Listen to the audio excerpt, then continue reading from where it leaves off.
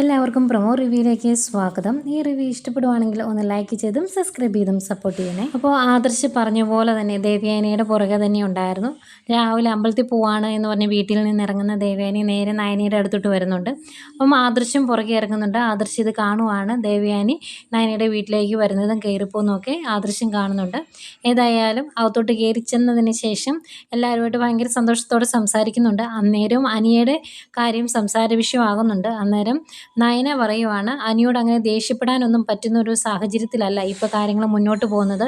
എന്തുകൊണ്ടോ ഇവളുടെ കാര്യത്തിൽ മാത്രം ആര് പറഞ്ഞാലും അവനങ്ങ് അനുസരിക്കുന്നില്ലല്ലോ എന്ന് നയന പറയുന്നുണ്ട്. ദേവേനി പറയുന്നത് നന്ദു അങ്ങ് കണ്ടില്ല എന്ന് നടിച്ചിട്ടുണ്ടെങ്കിൽ, അവനെ അവോയ്ഡ് ചെയ്തിട്ടുണ്ടെങ്കിൽ പിന്നെ വിളിക്കില്ലല്ലോ എന്നുള്ള ന്യായമൊക്കെ ആയിരിക്കും ദേവേനി പറയുന്നത്. പിന്നീട് നമ്മുടെ നയന ദേവേനോട് പറയുവാണ്, അമ്മ ഞാൻ പറഞ്ഞ കാര്യം അമ്മയ്ക്ക് ഓർമ്മയുണ്ടല്ലോ, വിഷുവായിട്ട് അനാമികയ്ക്ക് എന്തെങ്കിലും വിലപിടിപ്പുള്ള സാധനം തന്നെ ഒരു സമ്മാനമായിട്ട് കൊടുക്കണം. അവളെ രണ്ടാം തരക്കാരിയായി കാണുന്നു എന്ന് അവൾക്ക് തോന്നലല്ലോ, അതിനു വേണ്ടിയാണ് എന്ന് പറയുവാണ്. ഏതായാലും മരുമോള് പറഞ്ഞാൽ കേൾക്കാതിരിക്കില്ല ദേവേനി. അതുകൊണ്ട് നാളെ എന്തെങ്കിലും വിലപിടിപ്പുള്ള സമ്മാനം കൊടുക്കുമായിരിക്കും. പിന്നീട് കാണിക്കുന്നത് നമ്മുടെ അനാമികയാണ്. അനാമികേനെ കണ്ണുപൊത്തി കണി കാണിക്കാനൊന്നും ആരുമില്ല. തന്നെത്താനെ കണ്ണടച്ചു പിടിച്ച് വരുന്ന അനാമിക എവിടെയോ തട്ടി വീഴുന്നുണ്ട്. ആകെ വിഷമിച്ച് സങ്കടപ്പെടുവാണ് അനാമിക. ഇതൊക്കെയായിരുന്നു പ്രൊമോ വിശേഷങ്ങൾ.